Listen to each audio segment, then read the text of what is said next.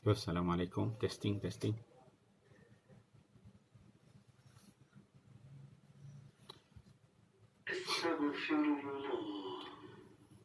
Assalamualaikum warahmatullahi taala wabarakatuh. Alhamdulillahi rabbil alamin wassalatu wassalamu ala asyrafil anbiya'i wal mursalin wa ala alihi wa sahbihi ajma'in. Subhanaka la ilma lana illa ma 'allamtana innaka antal alimul hakim wa la haula wa la quwwata illa billahil aliyyil azim. Rabbi shrah li sadri wa yassir li amri wahlul 'uqdatam min lisani yafqahu qawli. Amma ba'. Alhamdulillah.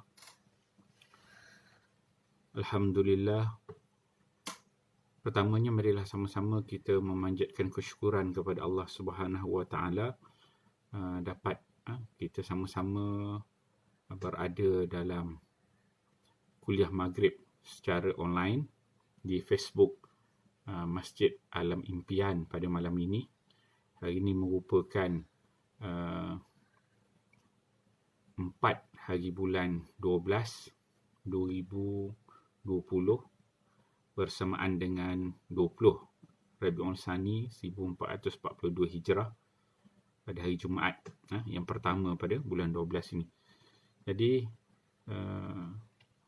tuan-tuan, puan-puan, para penonton yang dikasihi sekalian, bersyukur kita kepada Allah Subhanahu wa taala dalam suasana PKP ini kita masih dapat juga menjalankan aktiviti-aktiviti keagamaan, menjalankan kuliah-kuliah agama dan dapat sama-sama kita berkongsi ilmu. Moga-moga ada kebaikannya, ada nilainya di sisi Allah Subhanahu wa taala. Dengan suasana PKP ini dapat juga kita menimba ilmu supaya kita ini tidak jauh daripada Al-Quran, tidak jauh daripada Islam. Jadi para penonton yang dikasihi sekalian, insya-Allah pada malam ini kita sambung pengajian kita, sambungan daripada bulan lepas kita. Kitab yang kita gunakan ialah kitab Mabahis fi Ilmi Al-Qiraat, iaitu satu disiplin ilmu yang membincangkan tentang ilmu bacaan Al-Quran. Dan pada bulan lepas kita telah membincangkan tentang sejarah perkembangan ilmu qiraat dan juga sedikit kita sentuh tentang biografi qurra. Bagaimana untuk kita mengenali qurra dalam bidang bacaan Al-Quran, dalam ilmu Al-Qiraat. Jadi sebagaimana yang saya sebutkan pada bulan lepas, apabila kita membicarakan disiplin ilmu bacaan Al-Quran ini, disiplin ilmu qiraat ini, maka kerangka besar yang akan kita lihat ialah bermula daripada zaman Nabi, zaman sahabat, zaman tabi'in, tabi'in, dan bermulanya imam-imam Al-Qiraat ini dipilih adalah bermula pada zaman tabi'in, zaman tabi'in dan seterusnya lah. Jika dilihat apa yang dilakukan oleh Imam Abu Bakar bin Mujahid yang saya sebutkan pada bulan lepas, Ibnu Mujahid, dan juga ulama-ulama yang lain lah, yang lahir pada 200-300 Hijrah, yang mereka menyusun kitab-kitab, mentadwin kitab-kitab, menyusun ilmu-ilmu dalam ilmu qiraat ini, ilmu bacaan Al-Quran ini. Mereka memilih imam untuk bacaan qiraat itu adalah berasaskan kepada tabaqat-tabaqatnya, yang mana kebanyakan penulis-penulis kitab ini memilih imam-imam itu dalam kalangan tabi'in dan juga tabi'in. Tidak ada yang memilih di kalangan mereka yang menjadi imam itu dalam kalangan sahabat. Jadi kalau kita melihat sendiri pun dalam disiplin ilmu yang lain, contohnya dalam disiplin ilmu fiqh, kita akan melihat seperti Al-Imam Malik, Imam Malik bukan dari kalangan sahabat. Sepupu juga Al-Imam Syafi'i, Imam Ahmad bin Hanbal. Jadi mereka ini merupakan ulama-ulama yang lahir 100 Hijrah, 100 Hijrah dan ke atas. Jadi bukan dalam kalangan sahabat. Kerana apa? Kalau kita melihat dari struktur ilmu itu berkembang, sahabat-sahabat ini mereka akan menyampaikan ilmu. Sahabat-sahabat ini akan keluar daripada bumi Madinah, pergi ke daerah-daerah, kota-kota Islam yang baru dibuka, dan mereka ni lah akan menjadi pendakwah-pendakwah di sana, menjadi mubalik di sana untuk menyampaikan ilmu-ilmu Islam. Maka mereka ini, sahabat ini menyampaikan ilmu, itulah yang dikutip oleh tabi'in dan juga tabi'in dan seterusnya. Maka kehebatan ulama-ulama itu akan lahir, akan dapat dilihat apabila ada di kalangan tabi'in ataupun tabi'in ini merupakan ulama yang hebat. Ulama yang hebat, yang ramai pengikutnya, yang ramai anak muridnya, yang ramai gurunya, yang mana bagus disiplin ilmunya, menjadi ikutan kepada ulama-ulama yang lain. Maka di sinilah barulah dipilih oleh generasi yang seterusnya, mereka ini merupakan imam ataupun mereka ini merupakan imam mazhab. Contohnya apabila dilihat Al-Imam Syafi'i. Imam Syafi'i hebat, banyak anak muridnya, bagi orang memilih Syafi'i itu sebagai al-imam. Ataupun dilihat Imam Malik itu, orang yang hebat di Madinah, ramai anak muridnya, maka dia dipilih menjadi imam. Begitulah juga dalam disiplin ilmu qiraat.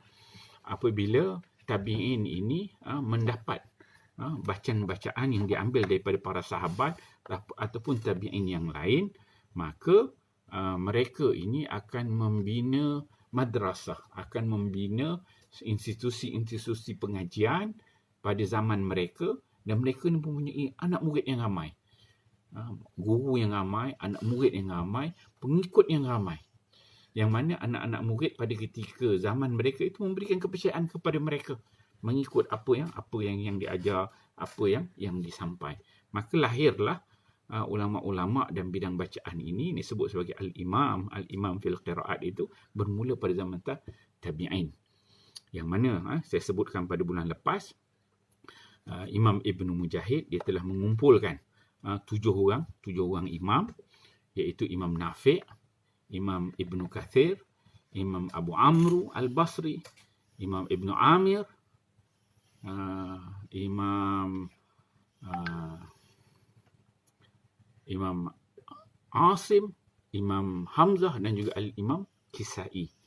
Dan mana ditambah 3 orang imam lagi, iaitu Imam Abu Ja'far, Imam Yaqub dan juga Imam Khalaf Al-Bazzar. Yang 3 yang akhir itu ditambah oleh Imam Ibnul Jazari.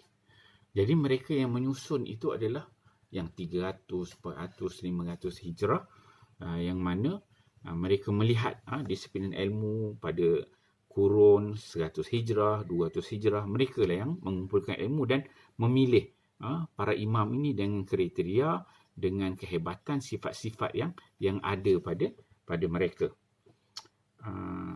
Jadi pemilihan itu bukan suatu benda yang mudah, tetapi memerlukan satu disiplin ilmu, satu kaedah, satu al-ikhtiar yang dibuat oleh penyusun-penyusun ilmu ini, supaya nak meletakkan imam itu strategik dengan ilmunya, dengan kepakarannya, dengan kehebatan yang ada padanya. Jadi Imam Ibnu Mujahid dia memilih yang pertama, dia yang saya sebutkan minggu lepas secara sepintas lalu, ialah Imam Nafi'. Imam Nafi' yang pertama.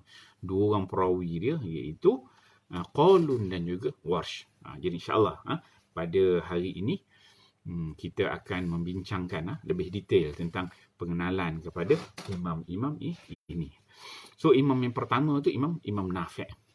Imam Nafi' dia merupakan imam yang pertama, ikut susunan lah yang disusun oleh Ibnu Mujahid itu, dan juga Al-Imam Syatibi meletakkan imam yang pertama, Imam Nafi'.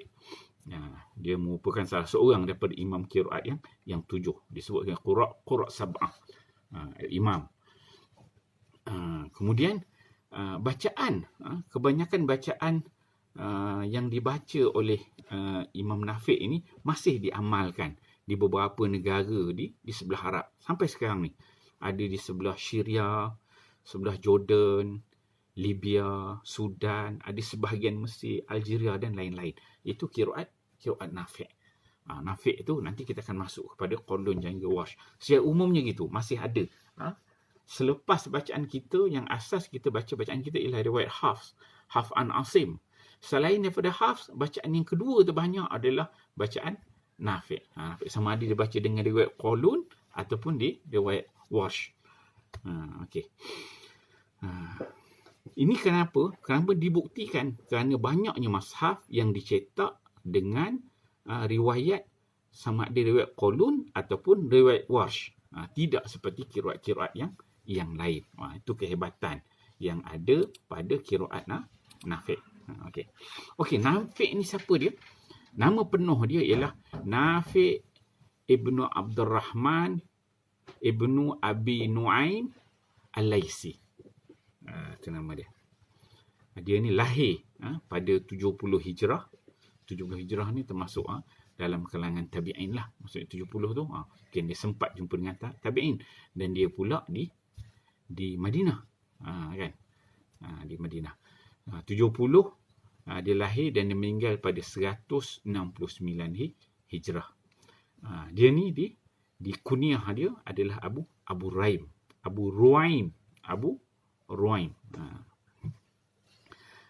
Dikenali dengan Abu Ruaim. Ada setengah pendapat mengatakan Abu Al-Hasan dan juga ada mengatakan bahawa dia diberi nama dengan Abu Abdul Rahman.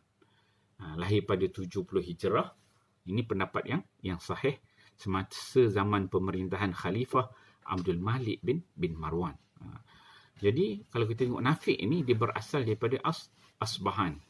Asbahan ini dia sebelah Iran sanalah. Bukan betul-betul asal merupakan orang Madinah, tapi berasal daripada sebelah Asbahan sana, sebelah Iran sana. Tapi dia tinggal di Madinah Al-Munawwarah. Dari sudut tabaqat dia, dalam disiplin ilmu, kalau kita tengok disiplin ilmu bacaan Al-Quran ni, dia ada beberapa tabaqat yang besar. Ada tabaqat hufaz di sisi yang dibuat oleh Imam Ibnul Jazari. Ada tabaqat oleh Ibnul Jazari tu Ghayah An-Nihayah. Kemudian ada tabaqat hufaz oleh Az-Zahabi. Kemudian ada juga kitab tabaqat oleh Abu Amr Ad-Dani. Adalah beberapa kitab tabaqat. Apa di kitab tabaqat ni? Ialah satu kitab yang bicarakan mereka ni menyusun nama-nama ulama, nama-nama para qurra yang mempunyai kepakaran dalam bidang bacaan Al-Quran. Mereka ni banyak membaca, banyak mengambil bacaan, banyak meriwayatkan bentuk bacaan maka disusun satu kitab yang dinamakan sebagai kitab tabaqat untuk mengenali inilah nama-nama para qurra, berkenalan dengan mereka, disebut sebagai kitab tabaqat. Dan kalau dalam disiplin ilmu biasanya di peringkat master ataupun PhD ada satu subjek membicarakan tentang tabaqat al-qurra. Tabaqat, memperkenalkan ulama-ulama. Begitu juga dalam fiqh pun ada kitab tabaqat dia, dalam hadis pun ada kitab tabaqat dia. Ada juga dalam kitab tarikh, kitab sejarah membincangkan tentang ulama-ulama ini. Tapi dalam bacaan Al-Quran ini disebut sebagai tabaqat al-hufaz. Biasa menjadi rujukan. Dan kalau kita nak mengenali ulama-ulama ni, biasanya kita akan merujuk kepada kitab tabaqat ni lah. Tarikh lahir dia, pujian ulama kepada dia, kan. Gitu. Jadi tabaqat bagi Imam Nafi' ni berada pada tabaqat kedua, lapisan kedua selepas sahabat. Dia merupakan imam para qari di Madinah dan yang sezaman dengannya. Jadi apa sifat-sifat peribadi Imam Nafi' ini? Imam Nafi' ini disebutkan dia dari sudut kulit dia ni berkulit hitam pekat. Dia wajah yang mudah tersenyum, orang yang mudah tersenyum, orang yang berseri-seri lah muka dia. Memang muka yang manis. Seorang ulama yang hebat. Akhlak, disuruh akhlaknya pasti akhlak yang berakhlak mulia. Orang dia tak terlalu rendah sangat. Tinggi tu taklah, dia tidak terlalu rendah sangat. Maksudnya dia bukan jenis orang yang tinggi. Jadi dalam kitab ni diceritakan peribadi sifat dia. Kalau macam kita Nabi SAW adalah kitab Syama'il Muhammadiyah dan sebagainya kan. Dia dalam tabakat ni membicarakan tentang sifat peribadi ini sekali.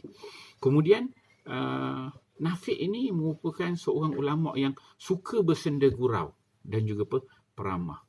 Suka bersenda gurau, peramah, suka juga buat lawak.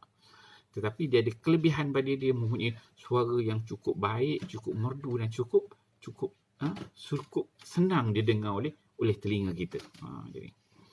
Jadi setiap kali dia memulakan percakapan, beliau akan memulakan dengan senyuman yang manis. Itu antara akhlak dia. Dia nak cakap dengan orang, sebelum dia cakap dia akan senyum dulu. Ini akhlak para ulama, akhlak para qurra. Boleh kita ambil ini sebagai satu amalan kita. Kalau nak cakap dengan orang, kita senyum dulu. Lepas senyum baru kita mula cakap. Itu perangai Nafi'. Gelaran Abu Abdurrahman merupakan seorang bekas hamba kepada Ja'wanah. So, salah satu gelaran dia tadi digelar sebagai Abu Abdurrahman. Disebutkan bahawa ini merupakan salah seorang bekas kepada hamba Ja'wanah.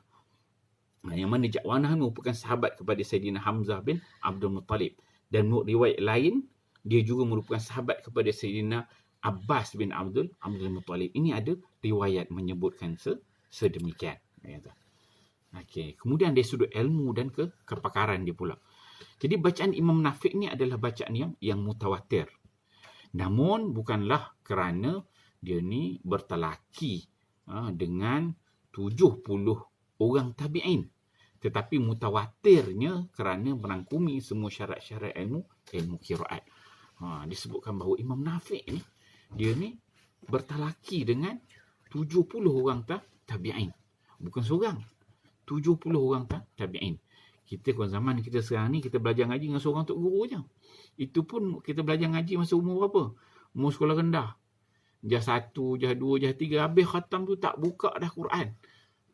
Itu kita lah.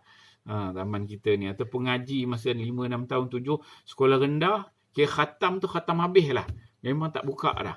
Tapi kita tengok para ulama, para qurra ni, mereka ni dalam usia yang muda, sampai 70 orang tabi'in. Nafi' ni, dia cari tabi'in seorang, ambil bacaan mereka, faham kan, jumpa seorang macam mana bacaan dia, orang kedua, orang ketiga, sampai disebutkan sebanyak 70 orang tabi'in. Jadi tak merasa jemu dengan membaca Al-Quran. Seronok ambil jumpa seorang. Dan sepatutnya sifat sebegini perlu kita ambil dan kita amalkan dalam diri kita. Contohnya kita pada hari ini dekat kampung kita, dekat taman kita, ataupun dekat masjid kita, ataupun dekat surau kita, ada tok guru yang ngajar. Tak kisahlah sama ada ngajar fiqh ke, akidah ke, tasawuf ke, hadis ke, Al-Quran ke, tajwid ke. Jadi kalau kita belajar dengan seorang guru, tak semestinya kita cukup dengan seorang guru. Dengar guru cakap, belajar. Ada guru lain pula ngajar, kita pergi juga belajar. Kalau kita belajar ngaji, mungkin tok guru ni cara dia begini, kita ambil bacaan dia. Ada tok guru lain, jadi kita ambil peluang. Mungkin ilmunya tu berbeza-beza. Ada kelebihan masing-masing tok guru ni, dan tok guru ni juga manusia biasa.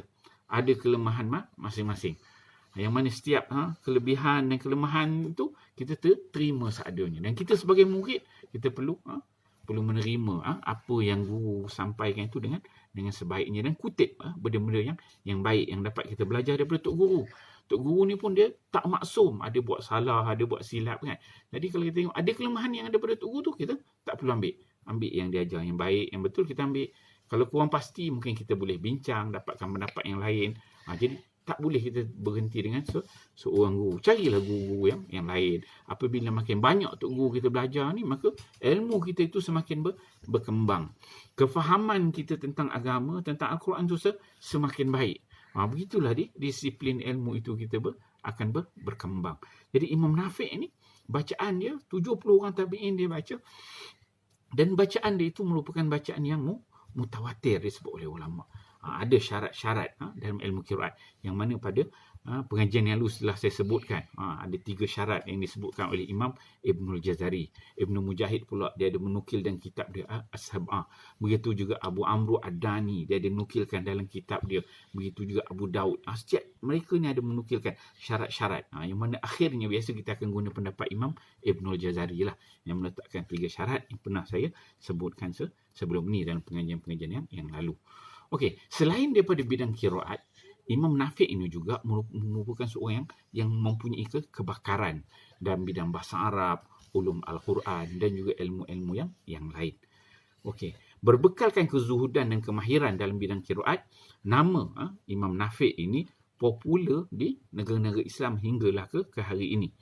Maka tidak sedikit orang-orang yang ingin mendapatkan ilmu Al-Quran dan qiraat Imam Nafi' ini, mereka ni datang secara beramai-ramai daripada negara-negara Islam untuk mengambil bacaan daripada Imam Nafi'.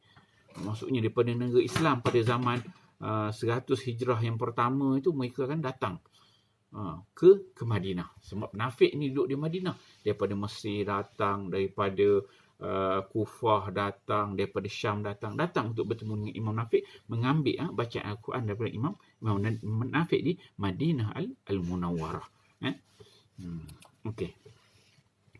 Disebutkan bahawa Imam Nafi' ini dia mengajar Al-Quran dan ilmu tentang qiraat, tentang bacaan Al-Quran ni lebih daripada 70 tahun di Madinah Al-Munawwarah.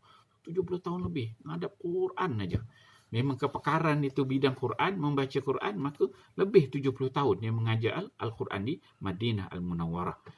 Disebutkan berkhidmat begitu lama dan mengajar dan memperdengarkan Al-Quran sehingga qiraat Nafi' ini menjadi bacaan penduduk Madinah. Kita tengok zaman itulah satu hijrah, maksudnya orang Madinah pada ketika itu menjadikan qiraat Nafi' itu sebagai bacaan yang utama di Madinah. Semua zaman tu tak ada TV tak ada, WhatsApp, tak ada online, Facebook semua tak ada. Jadi maksudnya ulama yang ada kat situ, itulah bentuk bacaan dia. Jadikan qiraat Imam Nafi'. Supaya macam kita sekarang ni, kalau kita di Malaysia sekarang ni kan, kita mazhab secara umumnya mazhab Syafi'i. Semua orang berpegang kepada mazhab Syafi'i. Tetapi namun demikian, sebenarnya kalau zaman sekarang ni dia dah terbuka, orang dah boleh akses online, dah dapat maklumat yang lebih global. Maka ada setengah itu tidak berpegang sepenuhnya kepada mazhab Syafi'i, berpegang pada pendapat-pendapat yang lain. Itu kelonggaran yang ada di dalam Islam. Okey, Imam Nafi' ini juga mempunyai kemahiran yang tinggi dalam bidang qiraat. Maka dia ni telah dilantik menjadi imam di Masjid Madinah, Masjid Nabawi. Imam Nafi' ini dia menjadi imam di Masjid Nabawi selama lebih 60 tahun. Jadi dia 70 tahun dia ngajar Quran, 60 tahun aja dia jadi imam dekat Masjid Nabawi. Masya-Allah tuan-tuan. Cuba bayangkan 60 tahun menjadi imam di Masjid Nabawi, cukup lama. Itu yang disebutkan sebab dia ni sezaman dengan Imam Malik.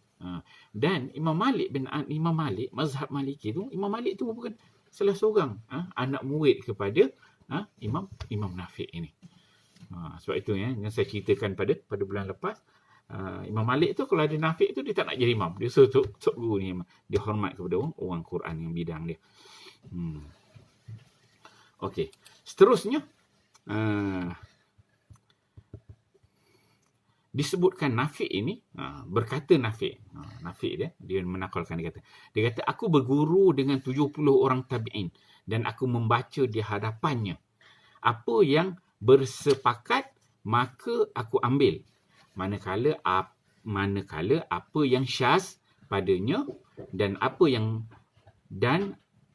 yang meninggalkannya maka aku tinggalkan. Sehingga jadilah qiraat ini. Ini cerita, ini nakal daripada kata Imam Nafi' sendiri.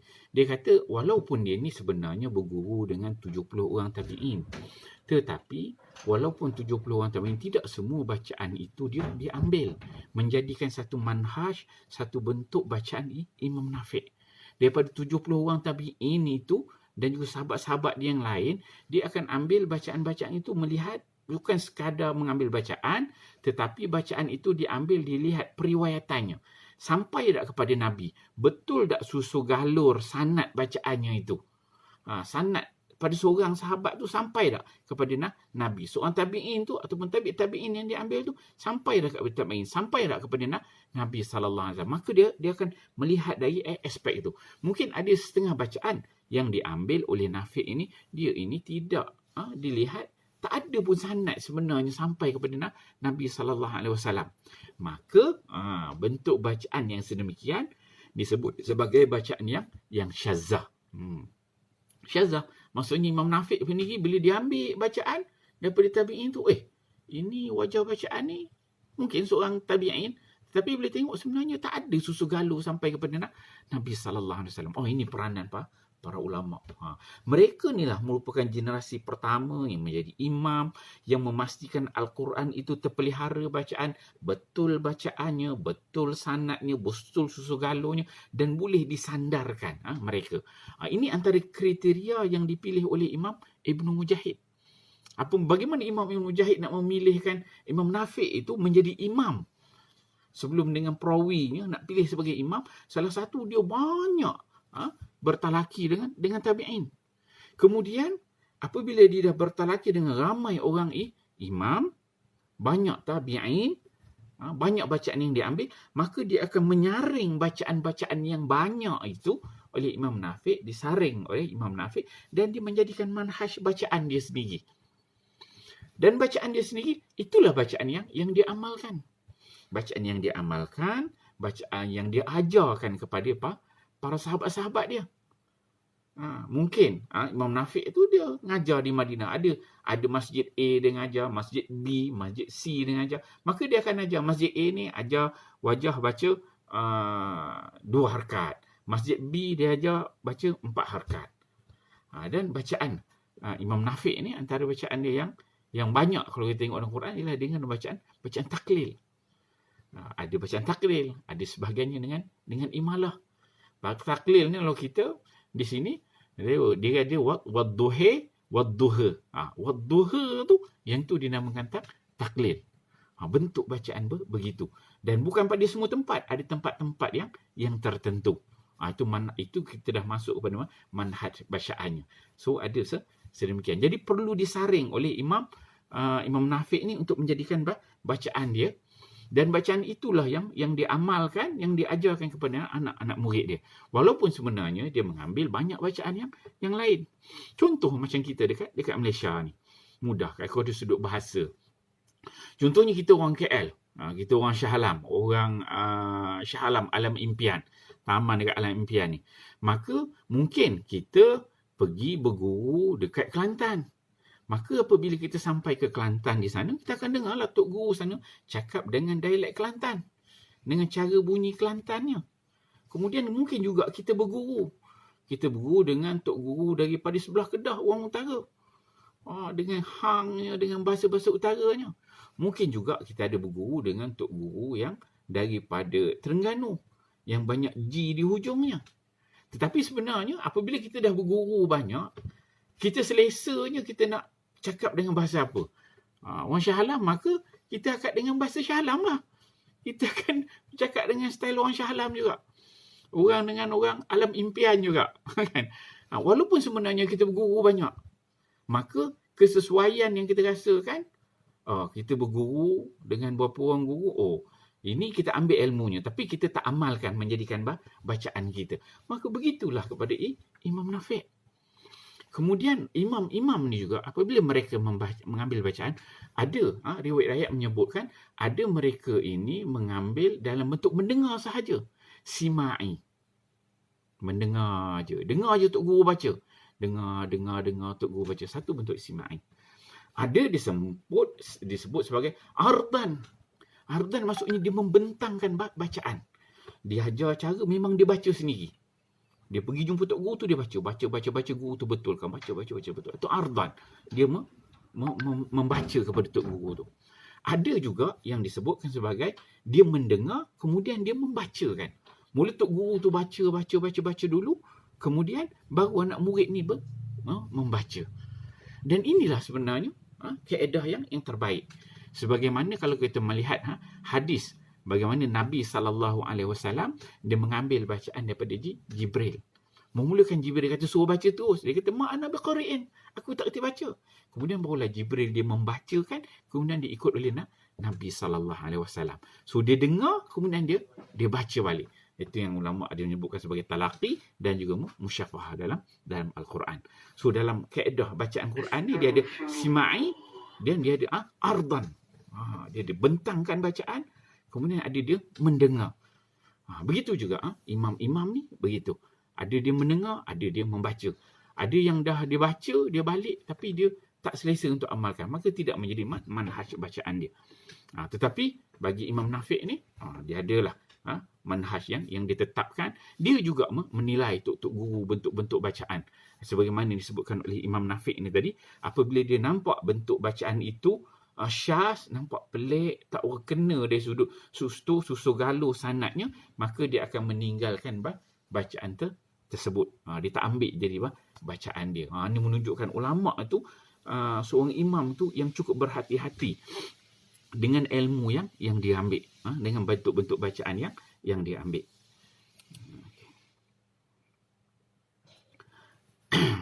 Okey. Kemudian dibahaskan lagi, adakah Imam Nafi' ini merupakan seorang muhaddis?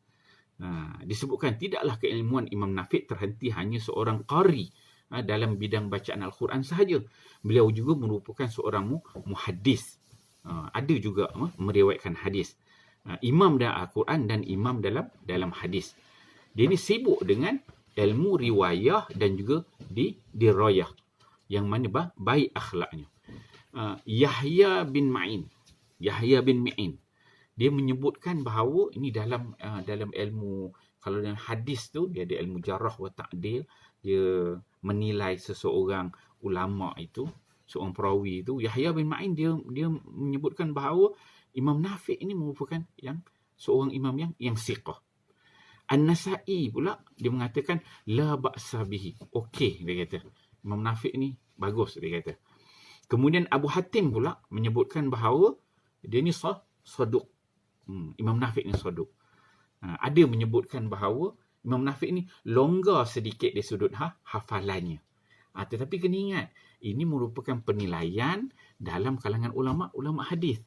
Sebab dia berbeza. Kalau kita tengok ulama' ni, ada ulama' dalam bidang hadis, ulama' hadis. Ada ulama' dalam bidang Quran, ulama' yang fokus kepada Quran. Tidak semua ulama' qurra' ini muhadis, meriwayatkan hadis. Begitu juga tidak semua para perawi-perawi hadis ni meriwayatkan Al-Quran. Ada para perawi ini yang mana apabila dia meriwayatkan hadis, dia diterima. Tetapi apabila dia meriwayatkan tentang Quran, bentuk bacaan, maka dia ditolak bacaan dia syazah. Dan ini berlaku yang banyak. Begitu juga ada yang qari, mereka ini dari sudut Qurannya memang hebat, hafalan dia hebat semua. Tetapi ada dia meriwayatkan hadis, orang ambil hadis, orang catat hadis pada dia. Tapi dia ni disebut sebagai lemah dari sudut hafalannya. Ada ni dia berlaku. Cuma apabila kita menilai itu, kita kena menilai atas disiplin ilmu seseorang. Kita apabila kita ada sakit, contohnya kita demam, kita akan pergi jumpa doktor. Pergi klinik, jumpa doktor. Jangan kita pergi jumpa engineer. Jangan pergi jumpa pilot. So, bidang kepakaran dia di situ.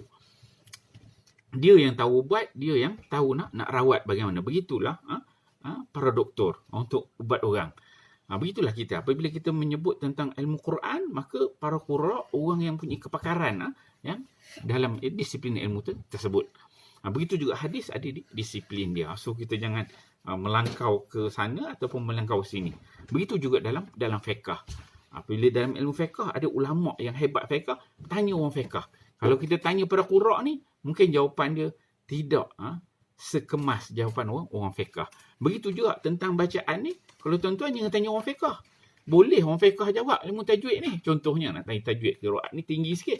Tanya tajwid, boleh tanya orang fiqh. Tapi orang fiqh dia jawab longgar. Dia jawab tak betul. Orang kata baca berapa harkat, dia kata boleh baca 2 harkat, 4 harkat, 5 harkat. Lepas tu Torik pun dia tak kenal, Syatibi, Jazari, dia tak kemas. Tidak berdasarkan disiplin ilmu yang bagus. Sebab itu kita nak kena tanya orang bidang dia. Dan ada juga ulama-ulama yang punya kepakaran dalam pelbagai disiplin ilmu. Qari pun dia, faqih pun dia, muhaddis pun dia. Maka tak ramai. Right, okey. Disebutkan beliau tidak masyhur sebagai muhaddis.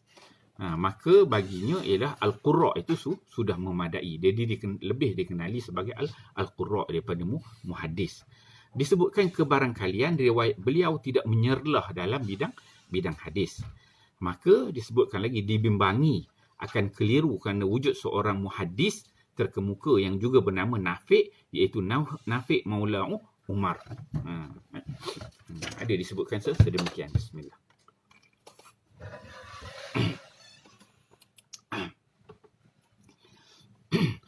Kemudian, siapakah guru Nafi' ini? Nafi' ni ramai tok guru dia. Dia sebutkan 70 orang tabi'in. Antaranya beliau bertarik laki dengan Abu Ja'far, Yazid ibnu Al-Qaqqa, Abdul Rahman ibnu Hurzmuz, Yazid bin Ruman, Muslim bin Jundub, Syaibah ibnu Nisa Al-Qadi. Yang menarik di sini, dia salah seorang tok guru dia ialah Abu Ja'far Yazid bin Al-Qaqqa. Abu Ja'far ini tok guru kepada Imam Nafi'. Dia ini, Abu Ja'far ni tidak dipilih menjadi imam oleh Ibnu Mujahid. Sebab Ibnu Mujahid dia melihat Nafi' itu lagi hebat daripada tok guru dia Abu Ja'far. Ini zaman apa yang dibuat oleh Ibnu Mujahid. Tetapi berbeza penilaian yang dibuat oleh Imam Ibnu Jazari. Ibnu Jazari ditambah 3 orang lagi. Imam yang ke-8 ialah Imam Abu Ja'far. Ini yang dibuat oleh Ibnu Jazari. Ibnu Jazari ditambah. Yang ke-8 Abu Ja'far. Abu Ja'far ni, inilah dia, tok guru kepada Imam Nafi'. Jadi hebat. Sebab Ibnu Mujahid, dia kata dia ambil satu negara tu, satu kota Islam, seorang saja. Jadi dia nampak, yang paling hebat antara Nafi' dan Abu Ja'far, Nafi' lebih menyerlah. Tetapi Ibnu Jazari, dia melihat dari sudut, Abu Ja'far pun sanad dia betul, periwayatan dia betul, sahih, bertepatan dengan Rasam Utsmani dengan bahasa Arab. Maka dia letakkan Abu Ja'far ni menjadi imam yang nombor 8. Dan Ibnu Mujahid sendiri dalam kitab dia As-Sab'ah, dia menyebutkan, aku pilih 7 orang ni aja, kata Ibnu Mujahid, bukanlah aku mengatakan bahawa selain daripada 7 orang ni, riwayat bacaan mereka ni tak betul. Tapi ini apa yang aku pilih, apa yang sempat aku jumpa. Sebab itu dia pilih sampai 3 orang di sebelah Iraq. Asim, Hamzah dan Kisai. 3 orang tu dekat Iraq. Sebab Ibnu Mujahid ni orang Iraq. Tapi Madinah dia ambil seorang je Nafi'. Walaupun Abu Ja'far ada, tapi Abu Ja'far ni kurang hebat daripada Imam Nafi'. Tu antara banyaklah tok guru dia yang lain. Okey. Kemudian anak murid dia salah seorang pemimpin masyarakat di Madinah. Ramai penduduk Madinah berguru dengan Imam Nafi' ini. Antara yang masyhur ialah Imam Malik bin Anas. Imam Malik bin Imam mazhab. Ini anak murid kepada Imam Nafi'. Dan 2 orang perawi dia ialah Qalun dan juga Warsh. Yang mana setiap seorang imam tu dipilih 2 orang perawi dia oleh Ibnu Mujahid, iaitu Qalun dan juga Warsh. So dua-dua ni memang anak murid dan mereka ni sempat berjumpa dengan Imam Nafi' dan mengambil bacaan daripada Imam Nafi'. Ada banyak lagi nama-nama yang lain anak murid dia. Kemudian kita tengok lagi daripada kalau kita tengok daripada sanad dia, jadi Nabi SAW daripada Nabi, bawah Nabi itu diturun kepada sahabat yang bernama Ubay bin Ka'ab. Maksudnya Nabi, ini kalau kita nak tengok yang Nafi' ni dia punya susu galuh sanad dia. Jadi Nabi SAW, bawah dia itu turun kepada Ubay bin Ka'ab. Daripada Ubay bin Ka'ab ni dia turun daripada sahabat-sahabat yang lain. Walaupun mereka ni sahabat, tapi dia ambil daripada Ubay. Antaranya adalah Abdullah bin Abbas bin Abdul Muttalib, satu. ada juga nama dia Abu Hurairah yang kedua. Abu Hurairah ni duduk belakang rumah Nabi je. Dia Ahlus Suffah, belakang rumah Nabi tu, belakang Masjid Nabawi tu ada Ahlus Suffah. Tu Abu Hurairah punya tempat. Bapa anak kucing. Tu. Kemudian Abdullah bin Abi Rabi'ah. Jadi mereka ni ambil bacaan daripada Ubay bin Ka'ab.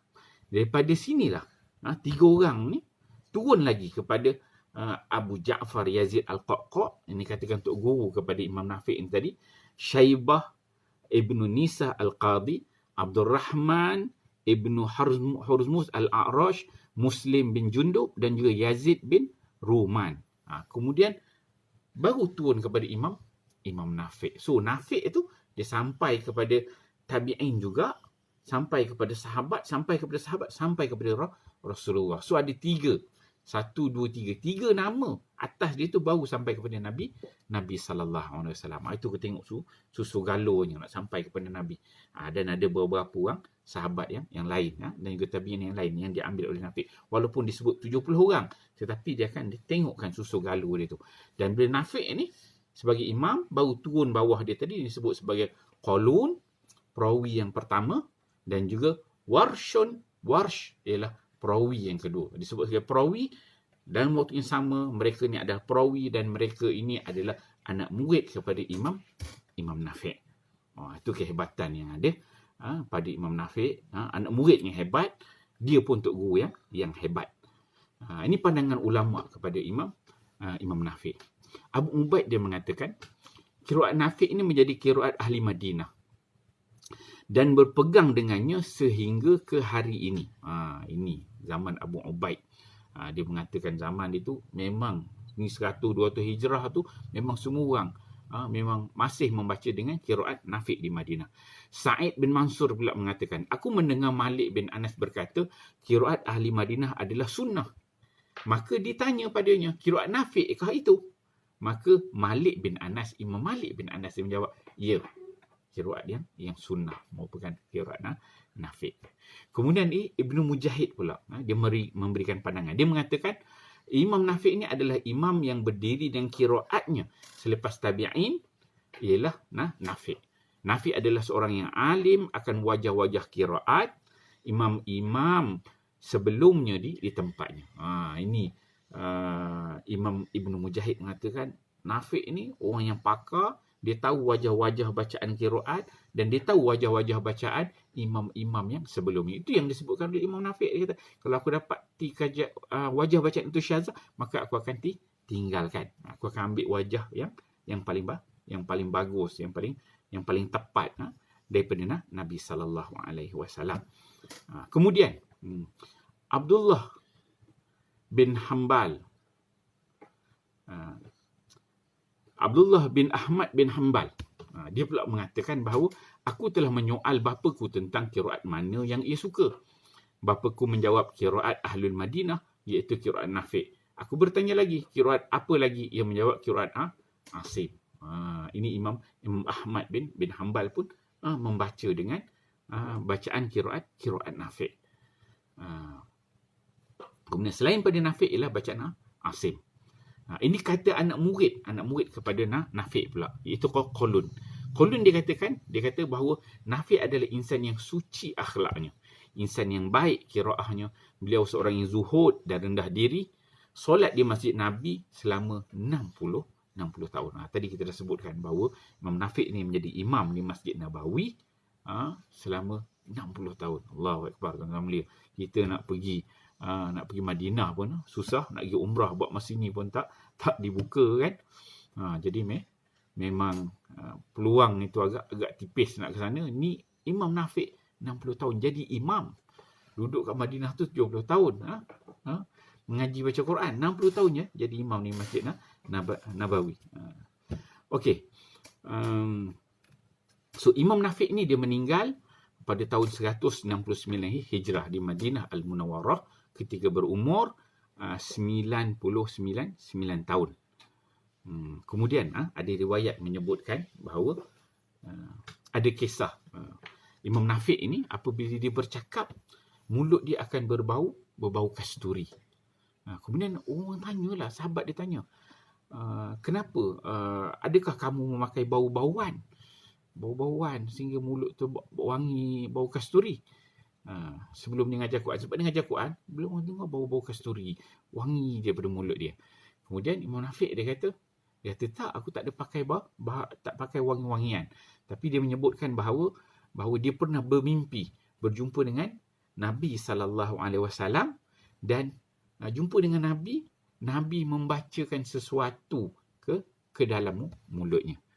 Maka selepas itulah dia merasakan Nafiq ni mulut dia tu akan berbau harum. Itu kehebatan.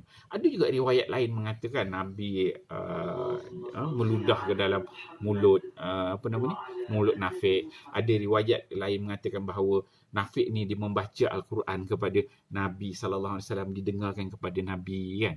Ada beberapa riwayat menyebutkan sedemikian. Kemudian itu kehebatan yang ada pada Nafiq. Kalau kita pergi, mulut dia bau wangi, kan. Kita ni mulut kita kalau nak ngaji tu pun kita tak basuh mulut, kan.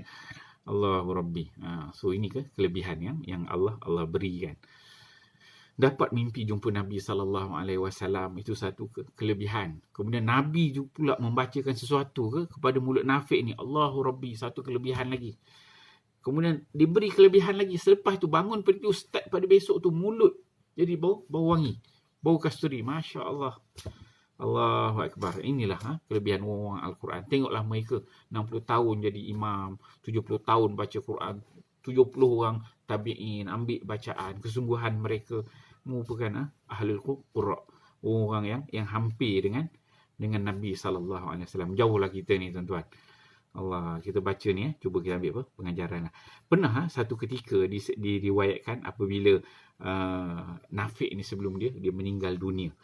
Sebelum dia meninggal maka anak-anak dia meminta wasiat daripada Imam Nafiq. Maka Imam Nafiq pun dia fatala qaulullah ta'ala. Nafiq pun dia membacakan ayat Quran, fattaqullah wa aslihu zata bainikum wa ati'allaha wa rasulahu in kuntum mu'minin. Surah Anfal. Dalam surah Anfal. Dia memberikan nasihat kepada anak dia. Dia kata, fattaqullah, kamu bertakwalah kepada Allah Subhanahu Wa Ta'ala. Wa aslihu zata bainikum. Jangan bergaduh, buat baik adik-beradik, saudara mara, kawan-kawan, jangan bergaduh, dia kata. Wa ati'ullaha wa rasulahu, dan taatlah pada Allah dan juga Rasulnya, in kuntum mu'minin, sekiranya kamu benar-benar beriman. Ni dia nasihat kepada anak dia, jangan bergaduh mana-mana.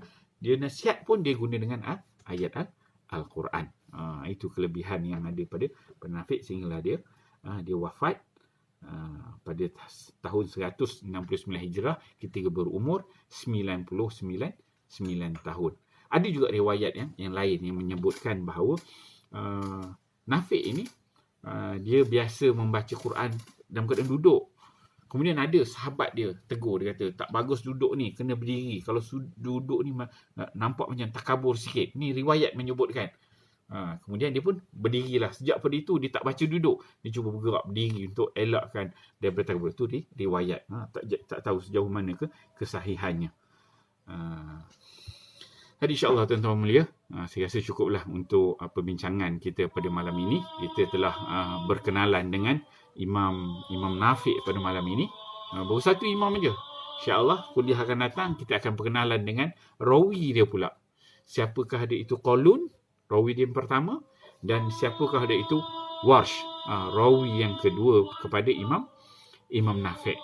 Itu baru kita kenal dekat bagaimana kesungguhan mereka membaca Al-Quran, kesungguhan mereka untuk belajar, untuk bertalaki, dan hampirnya mereka berjumpa dengan Nabi, mimpi dengan Nabi, kelebihan yang ada pada mereka, suara yang sedap, kemudian mulut pun bau kasturi. So baru kita berkenalan, maka tak kenal maka tidak cinta, kan. Begitulah dalam semua disiplin ilmu perlu kita mengenali baru akan ada cinta, mahabbah kita kepada bacaan Al-Quran, kepada ulama-ulama ini. Saya rasa cukup untuk pada malam ini. Pertemuan kita yang baik itu datang daripada Allah Subhanahu Wa Taala. Salah silap daripada diri saya sendiri, dan saya sudahi dengan wabillahi taufiq wal hidayah. Wassalamualaikum warahmatullahi wabarakatuh.